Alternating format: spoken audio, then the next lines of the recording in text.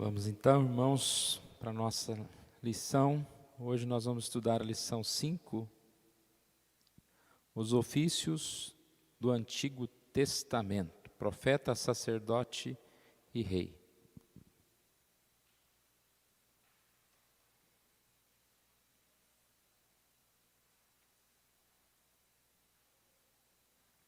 Na introdução aqui nós percebemos o propósito desta lição, que é falar um pouquinho sobre o profeta, o sacerdote, o rei, sendo que Cristo é profeta, sacerdote e rei. Então, enfatizar esses três aspectos na obra de Cristo, que às vezes são mal compreendidas, né? O que diz a lição é que às vezes a gente tem uma perspectiva de um lado só. Você talvez enxergue Cristo como rei, em um momento você enxergue Cristo como sacerdote, como profeta. Sabemos muito bem o que significa, né? O rei é rei, aquele que governa, que tem autoridade. O sacerdote e profeta está relacionado à questão espiritual. O sacerdote, lembrando do sacerdote do Antigo Testamento, ele era o mediador para que as pessoas pudessem chegar a Deus através dos sacrifícios. E o profeta é aquele que prega, anuncia a palavra. Então Jesus é rei, sacerdote, profeta, todas essas coisas. Então, nessa oportunidade, nós vamos ter condições de aprender um pouquinho mais, né, sobre esses nomes e tentar, sempre quando a gente pensar em Cristo, sempre quando a gente pensar nessas palavras, né, a gente conseguir levar para Cristo e também um pouco para nós, né, porque nós somos criados à imagem e semelhança de Deus, então Deus também nos fez alguém relacionado aí com essas características. Basicamente é isso que nós vemos aqui na introdução, com a ênfase de que esses três ofícios já são revelados no Antigo Testamento. De alguma maneira, aqui nós vamos estudar nos capítulos de 1 a 3 de Gênesis. Então nós não vamos fazer essa leitura, mas nós vamos perceber, né, como a gente pode enxergar já nesse comecinho, na criação, o homem, a mulher, lá no paraíso, as situações, as coisas que aconteceram, vamos enxergar esses três aspectos, ou seja, esses três ofícios, profeta, sacerdote e rei. É bom essa leitura, né, irmãos, essa releitura da Bíblia. Eu acredito que a gente nunca parou para pensar nesses aspectos, lendo Gênesis, lendo essas passagens, vendo essas histórias. Então, mais uma vez, o propósito da revista, né, em falar, anunciar sobre o Antigo Testamento, a sua importância, o seu valor, está aqui sendo cumprida a partir do momento em que nós podemos estudar esses temas com simplicidade, né? Não é nenhuma aula de teologia, algo complicado. E se tiver alguma coisa que a gente achar que está mais difícil, pode perguntar. Os irmãos, se eu pular alguma coisa, podem falar, nos ajudando aí a aproveitar esse tempo, né? O tempo que nós temos aqui para estudar a lição. Então vamos ao primeiro ponto, o papel de um rei.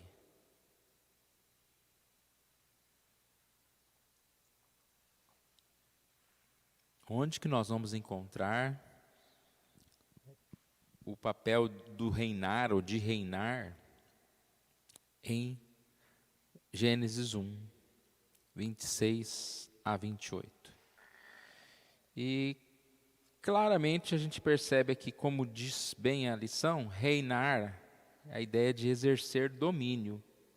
E a gente vê isso bem claro nas palavras aqui de Jesus, nas palavras de Deus, né, no início aqui de Gênesis, quando a palavra de Deus a Adão, tenha ele domínio, né, na criação do homem, tenha ele domínio, olha a palavra do reinado, domínio é reinado, né? Tenha ele domínio sobre os peixes do mar, sobre as aves dos céus, sobre os animais domésticos, sobre toda a terra e sobre todos os répteis que rastejam pela terra. Então, o que a lição vai nos mostrar aqui?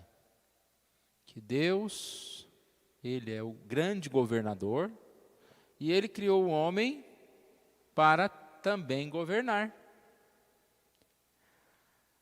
Nós somos uma parte distinta da criação. Os animais, as plantas, as coisas não são iguais ao homem. Você não pode falar um cachorro é igual ao homem, né?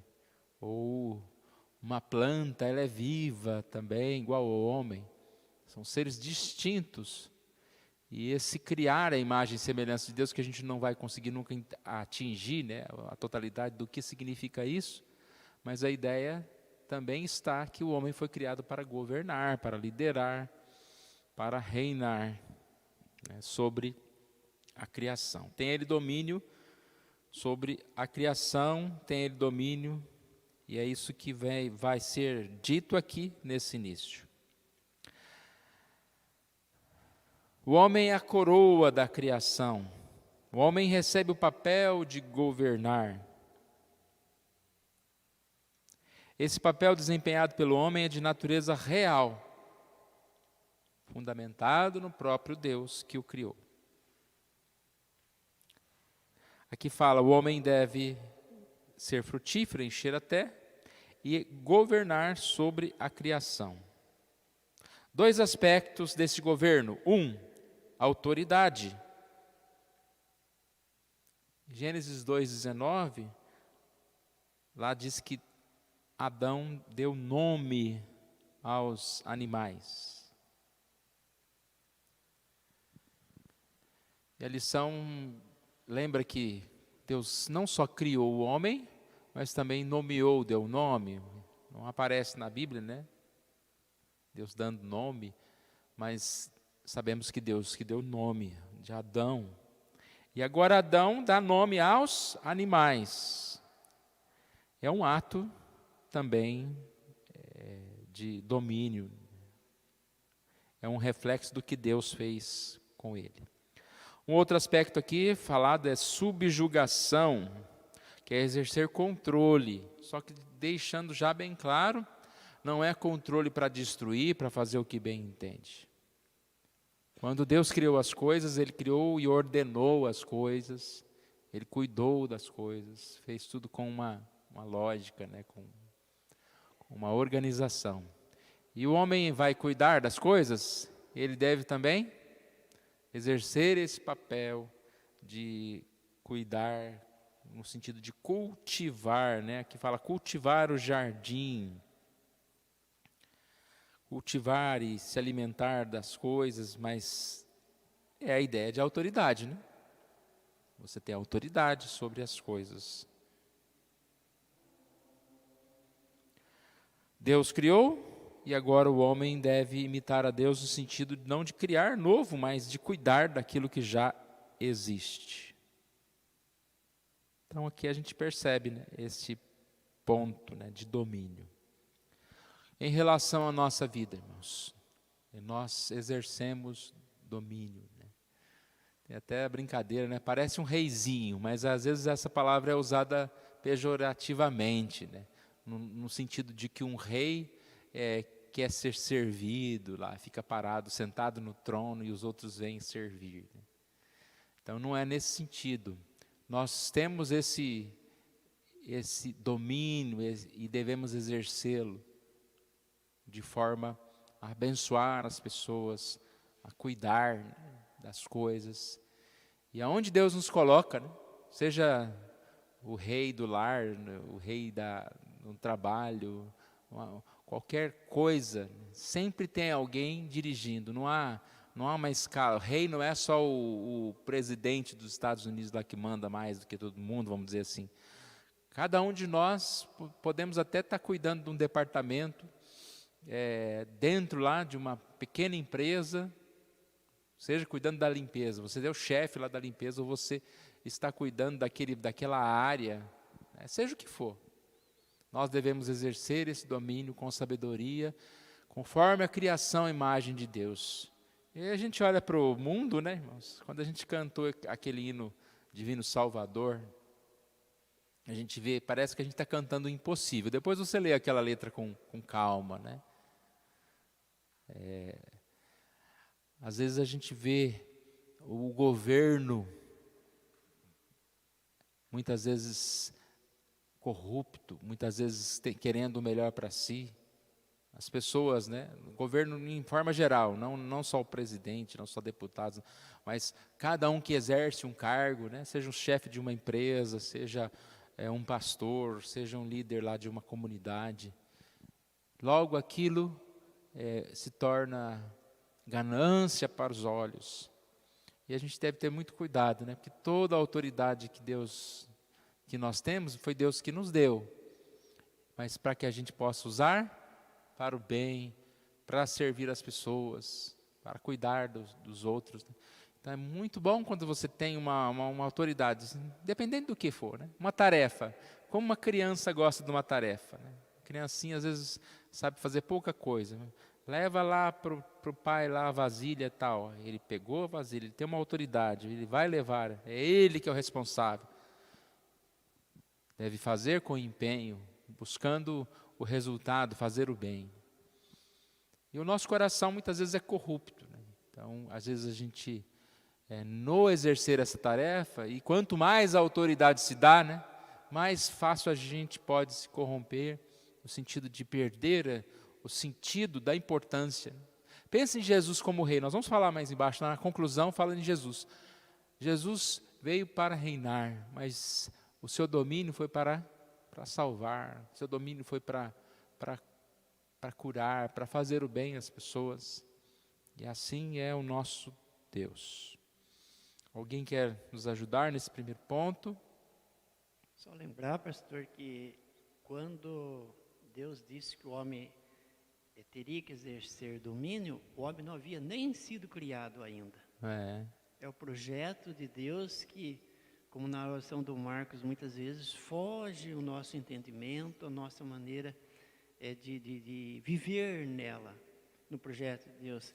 Uma outra coisa interessante aqui, que esse domínio é sinônimo de cuidado. E há muita confusão sobre isso. Quando eu tenho domínio, eu mando, os outros obedecem. E aqui não é isso. Aqui é diferente. Deus, o reinado de Deus, de Cristo em nossas vidas, é diferente desse reinado do mundo. Por isso que ele disse, os governos agem da maneira deles, e muitas vezes nós agimos de forma contrária, como dominados, achando, não, eles que têm que fazer. Quando nós devíamos estar juntos a fazer. Nós somos obra de Deus para fazer o quê? As obras de Deus. Deus nos escolheu para quê? Para sermos úteis no seu trabalho, para abençoarmos os outros, como o senhor já disse de início. E são detalhes que muitas vezes vão escapando no nosso dia a dia e nos impedindo de entender mais e de crescer no conhecimento de Deus, do projeto de Deus para as nossas vidas. É interessante isso aqui. E um ponto que eu acho assim também dos mais importantes aqui é essa questão da autoridade derivada, né? Se eu tenho autoridade em relação a qualquer coisa hoje, é porque Deus me deu. Então eu não sou ninguém. Se eu sou presidente de uma empresa, ou se eu sou funcionário de um outro lugar, ou se eu tenho uma família, né, com a qual eu tenho responsabilidades, é porque Deus me deu. Então, amanhã, se Deus não quiser que eu seja esse rei, né, que eu tenha essa autoridade, também, graças a Deus, Deus está tudo nas mãos dele. E é assim que acontece, porque o propósito não é eu ser exaltado.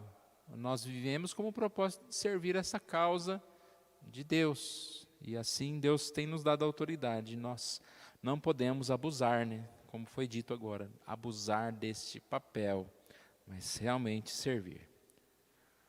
O papel de um sacerdote, ponto 2. A lição começa dizendo aqui que, até depois que nós lemos, ficou até um pouco fácil de ver o rei ali, né? Mas como ver o sacerdote nessas palavras aí?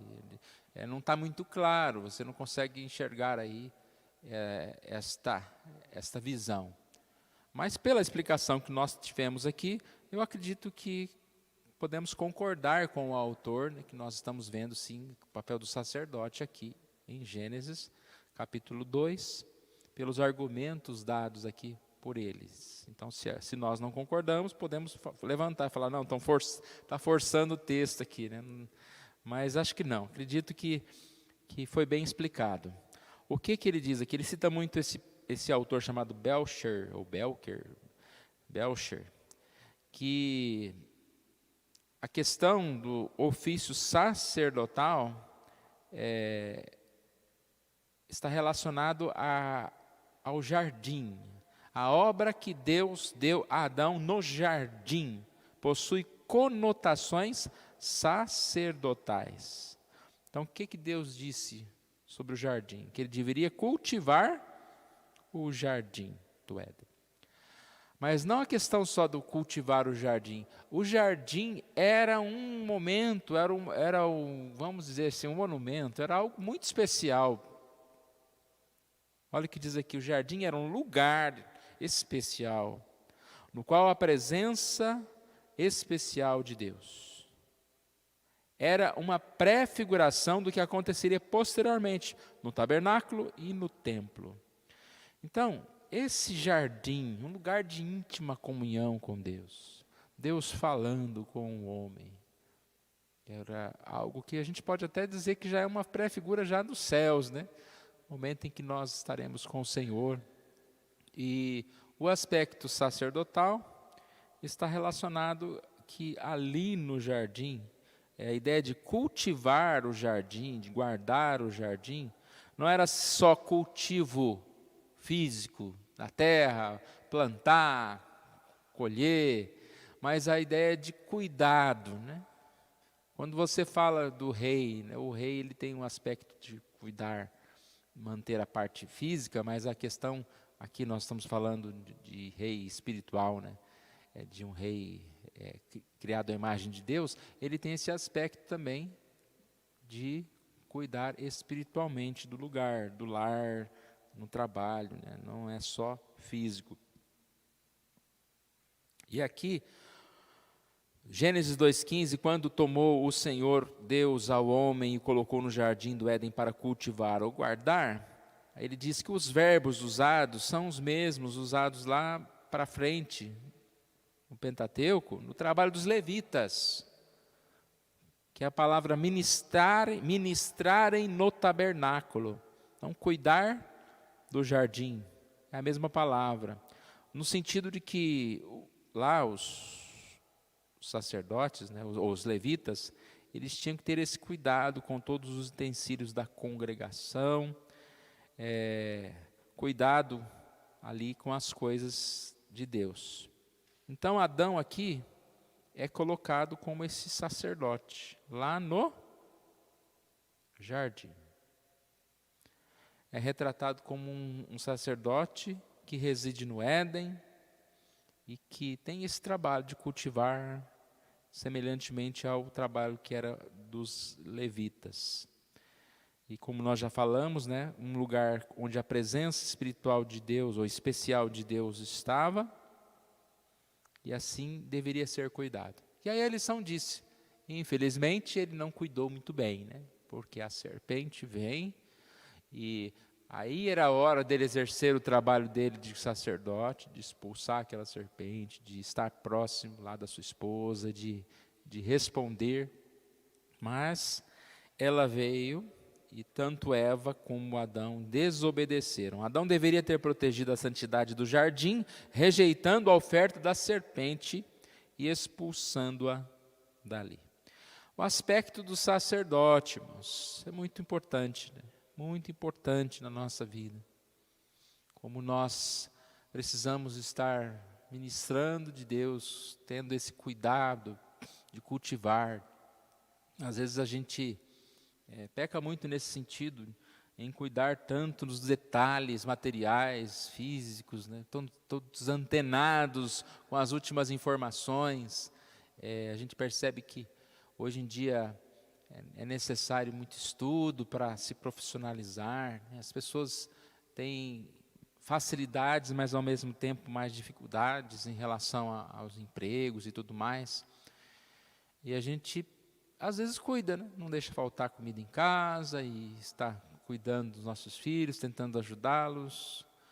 Às vezes a gente, até na igreja mesmo, tem um cuidado especial com o templo e com todas as coisas, mas nós precisamos principalmente cuidar da questão espiritual. E pessoal também, né? Antes de eu ser o sacerdote do outro, antes de eu ministrar a palavra, de eu ser uma palavra, alguém que com a palavra eu falo de Jesus, levo ele até a presença de Deus, eu preciso ser, vamos dizer assim, um sacerdote de mim mesmo, né? Alguém que está preocupado, que está buscando esse cuidado espiritual. Então nós não estamos, né, como Adão no jardim, nem como o sumo sacerdote lá no templo, mas vamos ver lá mais para frente que porque Jesus foi o nosso sacerdote, nós podemos e não precisamos mais de um sacerdote, mas nós temos acesso à presença de Deus. E nós podemos, né, como aquele sacerdote, orar, buscar a presença de Deus, encontrar respostas, né, para as situações, como nós falamos há pouco, a questão da confiança, né? É muito bonita aquela passagem que fala que sofreu, né? Imagina Paulo falando que sofreu ataques de morte para que ele não confiasse em si mesmo. Chega um momento que você começa a confiar em você mesmo. E às vezes uma dificuldade te faz parar e falar, peraí, você depende de Deus. Eu lembro muito a história de um médico que era presbítero, acho que ele está em Goiânia agora, era presbítero lá em Séries, e contando que ele fazia todas as cirurgias, era o médico mais requisitado do hospital, e nunca dava nada errado. Ele achava que já que podia chegar lá, de olho fechado, e fazer aquela cirurgia. Um dia foi dando tudo errado, tudo errado. Eu não sei se o paciente morreu, acho que não. Mas ele disse que quando ele viu aquilo acontecendo, ele falou, olha, eu não sou nada. Não. Eu achei que já costura aqui, faz ali e dá certo. Né? Não sou ninguém, não sou nada. E assim a gente poderia dar vários exemplos. Em tempos que a gente passa por certas dificuldades, para a gente lembrar que precisamos confiar mais em Deus. Então o papel do sacerdote, cultivar e guardar, esse é o papel que Adão foi chamado, e por isso aqui no Antigo Testamento já nós podemos ver um pouquinho sobre esse sacerdote, né, sobre essa necessidade da proteção sacerdotal. Então a gente pode dizer que a gente encontrou o ofício do sacerdote nessa passagem aqui de Gênesis. Os irmãos quiserem falar, podem falar, tá? Um outro ofício, o papel do profeta, de um profeta. O papel de um profeta ou profético pode ser visto na narrativa de Gênesis através de como Adão e Eva lidaram com a palavra de Deus. Então, Gênesis 2, 16 e 17, lá tem aquele registro, né? Deus revela uma palavra a eles, e eles vão assim, como só tem os dois lá, né? Revelou a Adão, e Adão revelou a Eva. Olha o que diz aqui: de toda a árvore do jardim comerás livremente, mas da árvore do conhecimento do bem e do mal não comerás, porque no dia em que dela comerdes, certamente morrerás. Então, essa palavra de Gênesis 2, a Eva não existe ainda, né? Correto? E aí essa palavra de Gênesis 2 foi passada a Eva. Não aqui, não tem uma descrição, né, da conversa de Adão com Eva, mas a gente percebe que foi passada a ela, porque foi isso que ela disse à serpente. Quando a serpente perguntou à mulher, é assim que Deus disse, não comereis de toda a árvore do jardim? E a serpente também já estava sabendo, né? Ela já tinha informação. Ela distorce a informação, mas ela já tinha informação. A mulher disse o quê? Do fruto das árvores do jardim podemos comer, mas do fruto da árvore que está no meio do jardim, disse Deus, dele não comereis e nem tocareis nele, para que não morrais. A revista fala que esse nem tocareis nele aqui foi até um acréscimo, né? Que não está na ordem de Deus a Adão. Mas é uma forma de falar e tornar até mais rigorosa, né? Você não pode tomar dessa água. É um mandamento já. Mas aí ela falou, não chega nem perto. Você colocou a mão ali, já está errado, né? Então, é uma forma de aumentar. Mas o fato está que, a partir desta questão, a gente vê o papel do profeta, que era de anunciar uma mensagem vinda de Deus. Foi anunciada a Eva e Eva não cumpriu. E uma outra coisa que é levantada aqui na lição sobre a questão do profeta é o castigo. Porque o castigo de Deus aos nossos primeiros pais, como diz aqui, Adão e Eva, é exatamente o mesmo castigo prescrito a todo profeta que falasse em nome de Deus aquilo que não havia ordenado. O profeta que presumir de falar alguma palavra em meu nome, que eu não lhe mandei falar, esse profeta será morto. Agora falaram certo, né? Só que cumpriram errado. Então ele foi morto não é pelo muito que falou, mas por ter aceitado isso. Você percebe que não adianta falar, né? Não, certo é fazer isso, mas faz outra coisa. Então você descumpriu do mesmo jeito. O importante não é saber o que você deve fazer, é o que você faz, né? Você vai ser julgado pelo que você faz. Já pensou você pegar uma prova, aí tem lá as alternativas, você sabe todas as respostas, mas você responde outra coisa? Não adianta. Você assim não vai tirar uma nota boa. Você pode falar para o professor depois, não, mas eu sabia as respostas, eu só coloquei errado. Ah, tá bom. Não adianta. Saber não resolve muita coisa, não. O papel do profeta. Nós somos chamados ao conhecimento da verdade. Nós somos esse profeta, né? Mais à frente, eu vou repetir algumas dessas coisas, mas que Cristo, Ele partiu, Ele deixou cada um de nós para anunciar, para cumprir, né, essas coisas, para falar, para anunciar a verdade. E esse papel, ele não pode ser negligenciado por nós. Nós vemos aí tanta incoerência. Falando dessa questão de esquerda e direita, né, eu acho interessante, porque a gente vê os argumentos dos dois lados, são até tão opostos que você percebe que parece que estão falando de coisas diferentes, né? Porque você fala de uma mesma coisa. Um fala que aquilo é a pior coisa do mundo e o outro fala que é a melhor coisa do mundo. Então parece que estão falando de coisas diferentes. Mas eles conseguem enxergar com uma lente diferente a mesma coisa, de uma situação, de uma forma totalmente oposta uma da outra. Mas onde eu quero chegar? Como essas partes são convencidas de que estão corretas, de que estão com a verdade. E como que um acha o outro, vou usar um termo aqui, né, imbecil. Como que o outro acha, né? Como que essa pessoa pode confiar nesse político, nessa pessoa? E o outro fala, que absurdo, como ele não está enxergando que isso aqui está errado. E a gente fica bravo mesmo, né? Os dois lados estão bravos. Por isso que não adianta a gente, às vezes, entrar em conflito, né? Você pode falar uma vez a sua posição e chega.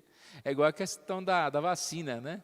Você olha para alguém que diz, não, eu não tomo, não vou tomar vacina. Aí você fala para ele, mas como que uma pessoa pode pensar assim? Que é um absurdo, né? Como não? Acho que a vacina, como não a vacina é algo... Mas o que não toma, ele tem lá os argumentos dele, podem ser mais loucos do mundo. Pode até dizer que tem um ET que criou a vacina, e que se você tomar, você vai ser abduzido para outro planeta. O argumento é dele. Ele está convencido daquilo, de tal forma. Então, o que eu estou querendo dizer, irmãos? A verdade da palavra de Deus, ela é loucura para muitos. Ela não é aceita de muitos. Muitos a aceitam, mas distorcem essa palavra. E cabe a nós anunciar essa palavra, confiando que o Espírito Santo, Deus, vai tocar nos corações. A gente não pode desacreditar, né? Porque quando eu falei há pouco de esquerda e direita, a gente quase que desacredita que um vai aceitar o que o outro está falando. É igual time de futebol, né? Você não vai falar, não, mas o Palmeiras é melhor do que o Corinthians, vamos para lá. Não vai adiantar, está lá no sangue da pessoa lá. Então, às vezes, certas coisas desse mundo não vão adiantar falar. Mas a palavra é viva, a palavra é poderosa, a gente nunca pode perder essa confiança de que ela tem o Espírito Santo toca e transforma. Basta a gente ver os personagens bíblicos. Quem poderia crer que Paulo, um assassino, iria virar um missionário, um pregador? E assim por diante, né? Nós encontramos Deus agindo na vida de pessoas assim que você fala, não vale nada, né? Pega lá um Sansão, um homem que estava vivendo com as prostitutas lá, de repente ele é chamado para ser um libertador do povo. E sim, o papel do profeta aqui, né, e profeta, lembra que nós falamos? Profeta não é só o profeta do Antigo Testamento. Nós somos profetas não no sentido de que vamos trazer uma nova revelação, mas profeta no sentido de anunciar as profecias que estão na palavra. E nós podemos sim, e devemos falar, não devemos ser tímidos em relação à verdade. A gente vê um povo muito tímido hoje, muito crente, muita igreja, querendo ser amigo do ímpio, e fala que Deus é muito bom e aceita tudo. Teve até uma polêmica sobre isso, em relação a muitos artistas, cristãos, cantores, que estão fazendo esse tipo de amizade, né, no sentido que você, não que você tem que ser inimigo, mas que você compactou com o pensamento. Eu acho que eu falei, não sei se foi quarta-feira, sobre a questão das músicas, né, em você vai lá e cede uma música, um cantor que não é cristão, canta uma música evangélica, aí você fala, pô, se converteu. Não, ele só está cantando uma música evangélica que ele sabe que vende, que ele sabe que vai ser entre as mais ouvidas e assim por diante. E esse cantor evangélico está lá, junto, em meio à roda, se assentando lá com eles, comungando, porque ele sabe também que ele vai ser visto na mídia, que ele vai ter não sei quantos milhões de seguidores. Então, fala o que agrada, né? Você não vê essas pessoas tendo coragem de fazer declarações sobre pecado, né? Sobre até mesmo essa questão tão debatida hoje em dia da homossexualidade, né? Você não vê uma pessoa dessa falando, não, menina é menina, menina é... Pronto, num dia que ele falar isso, ele perde os milhões de seguidores dele. Então, não é ser profetinha, profeta que vai agradar os outros, profeta que fala o que os outros querem ouvir, água com açúcar, mas é que a gente deve pregar a verdade, aonde a gente puder.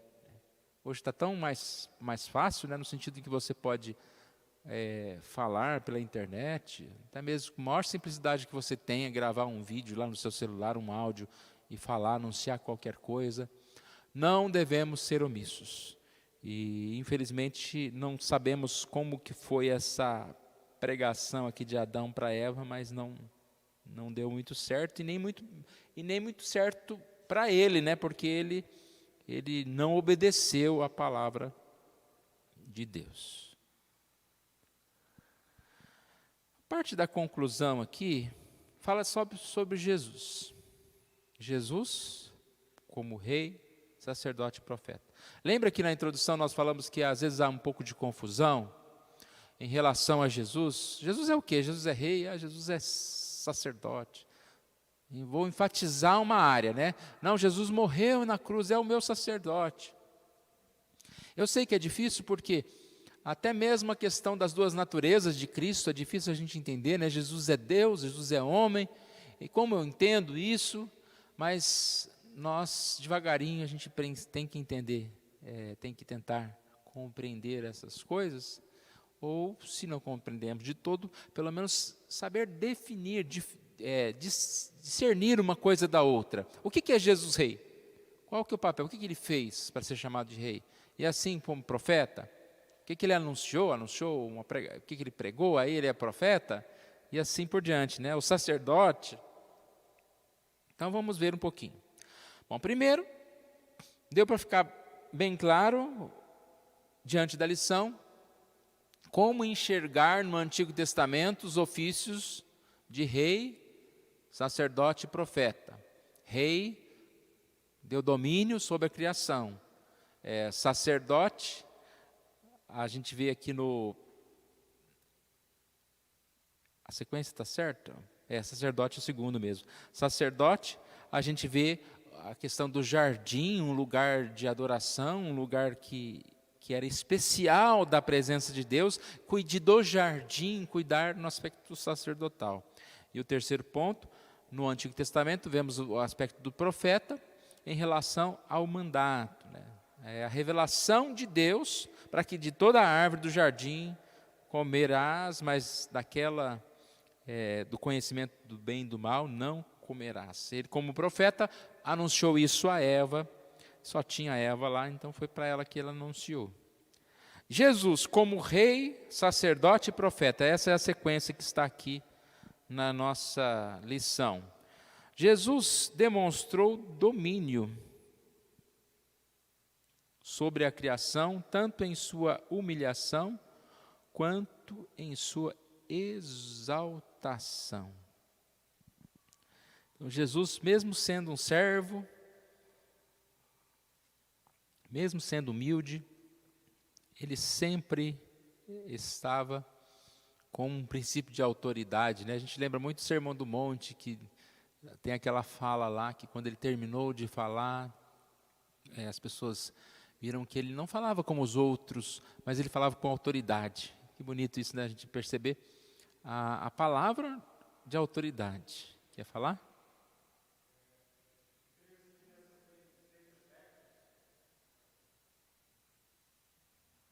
Jesus, aí o senhor acabou de falar da humildade, ela é a mais visível para nós, porque é uma linha muito grande, muito pequenininha, muito com relação a essas três funções, querer tomar o lugar de Deus.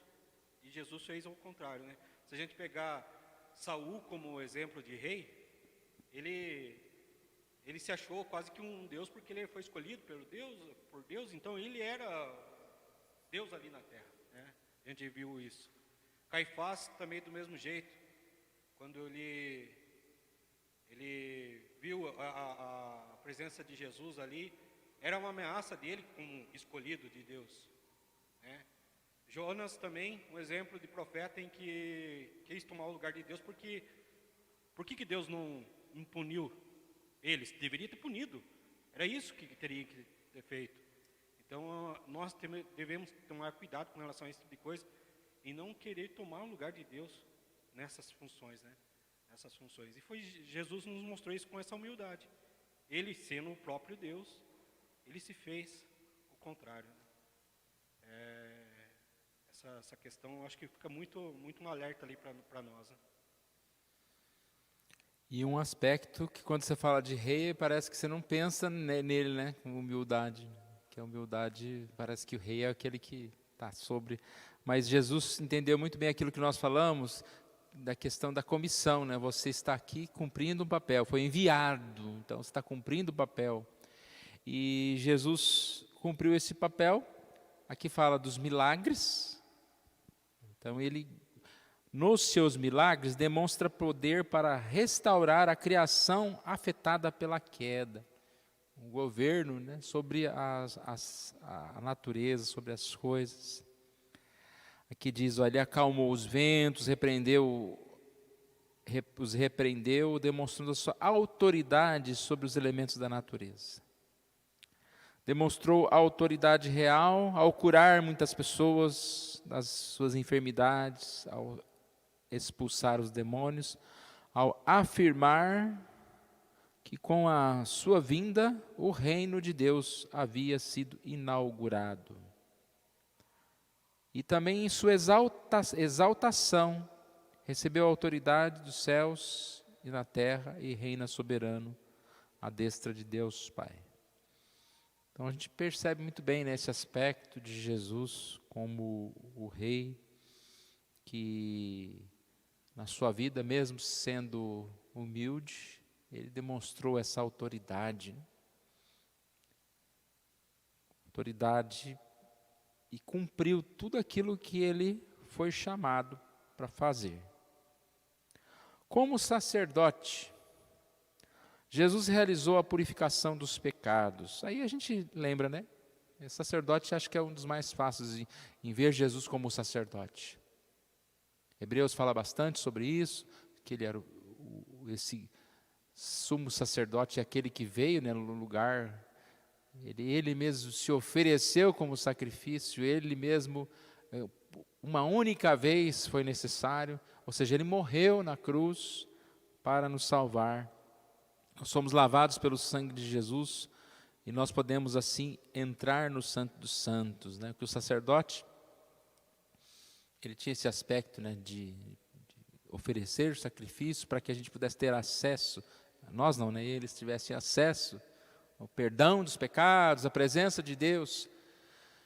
E Jesus é esse grande sacerdote que nos purifica, que nos leva à presença de Deus. Como profeta, Jesus é aquele por meio de quem o Pai nos fala de modo final nos últimos dias. Nos fala em Jesus. Hebreus também fala que nós devemos olhar firmemente, né, para consumador da nossa fé, Jesus. A Bíblia, né, Jesus vem e cumprindo, e vem explicando, e vem desenvolvendo essa revelação. Como nós estudamos, né, o Velho Testamento e o Novo Testamento, há uma continuidade, né? Existe a descontinuidade quando Jesus ele se torna o sacerdote, não há necessidade mais do antigo sacerdote, quando Jesus se torna o sacrifício, não há necessidade dos antigos sacrifícios. Mas há essa continuidade que Jesus é o profeta, que vai proclamar, vai anunciar, e assim chamar os homens ao arrependimento.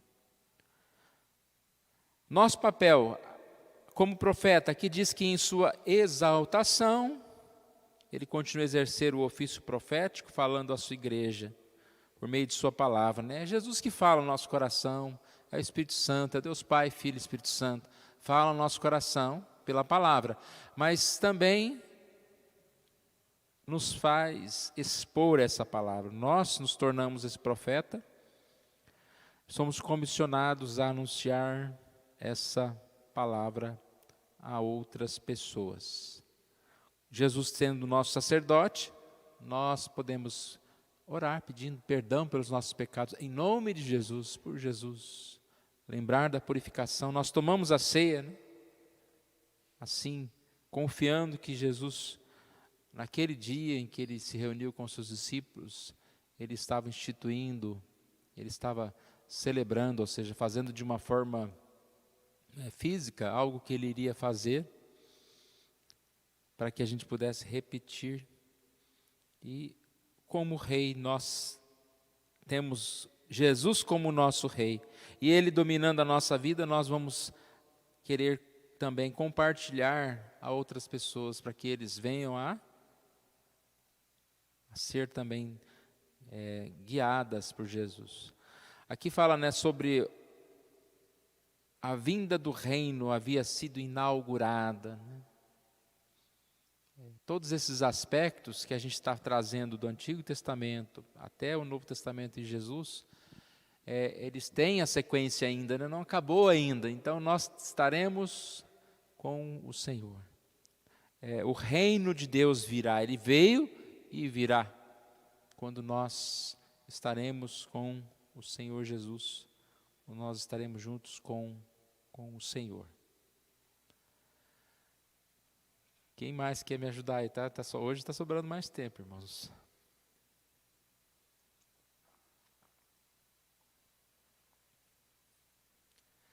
Pensem aí.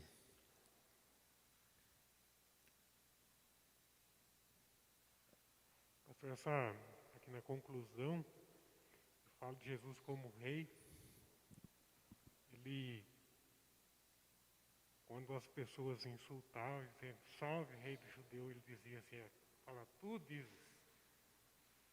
E ele cumpriu o seu papel até o final, né?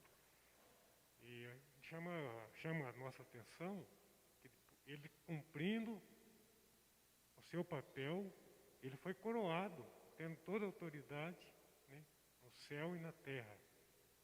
Então, quando a gente olha para Jesus, né, pensa nessa palavra como rei, Jesus, o nosso rei, é porque ele tem mesmo toda a autoridade, aquele que cumpriu, aquele que tem condições de estar nos ajudando dia a dia na nossa vida, assim, dominando tudo, como domínio. É um ponto bem importante esse de Mateus, né, que está citado aqui na revista. O governo de Deus. E aí a gente vê que esse texto, né, ele nos remete à lembrança do papel de Jesus, da importância desse papel de Jesus, como Pedro disse, lembrando que foi dado ao homem a oportunidade, né? Deus disse a Adão, olha, vamos fazer desse jeito, o pacto das obras.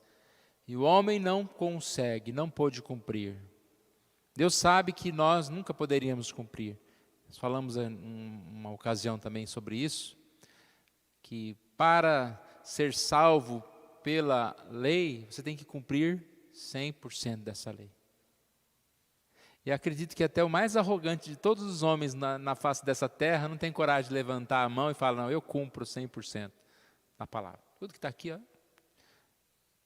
né, eu faço. Não tem problema com isso não. É para não roubar? Eu nunca roubei, não vou roubar, nunca matei, nunca adulterei, nunca vou... Ninguém acha que tem coragem de dizer isso. E se a gente tem coragem, ou não seria uma palavra boa, coragem, né? Se a gente tem essa sabedoria de admitir que, pelo contrário, irmãos, nós somos não pouco pecadores, nós somos muito pecadores, aí nós sabemos que nós precisamos de Jesus. E Jesus veio a esse mundo.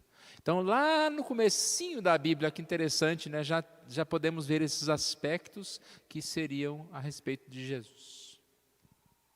Alguém que veio como um profeta, como um rei, como um sacerdote, e que ele realmente fez o que Adão não pôde. Adão não conseguiu cumprir. Nenhum dos mandatos, né, irmãos? Como rei, como que Adão governou a terra? Né? Dificuldades. Depois, a gente sabe a história, né? Os seus filhos, um mata o outro, e a terra não ia mais produzir sem lá os cardos e abrolhos, e a dificuldade, né? Quem mexe com terra, com plantação, sabe a dificuldade. Uma hora está seco, uma hora está molhado demais, uma hora tem praga, outra hora tem sei lá o quê. Dificuldade, né? Como nós vamos cumprir nosso papel de governo em relação à própria vida, à própria questão. Mas Jesus veio a esse mundo. E Ele nos dá essa força. E em Jesus nós podemos ter esse espelho, nós podemos ter... digamos assim, esse exemplo, né, irmãos, de como viver, e é em Jesus que nós temos a força para viver, assim a gente pode ser fortalecido. Na aplicação aqui só uma frase pequena, dizendo, a partir de agora, procure ler o Antigo Testamento, observando como os personagens apresentados como reis, sacerdotes e profetas, apontavam para Cristo e se deleite na obra de nosso Redentor. Toda a Bíblia, né, a gente vai encontrar esse apontar para Cristo, esse anunciar a Cristo. E é a partir da palavra que nós vamos assim nos fortalecendo.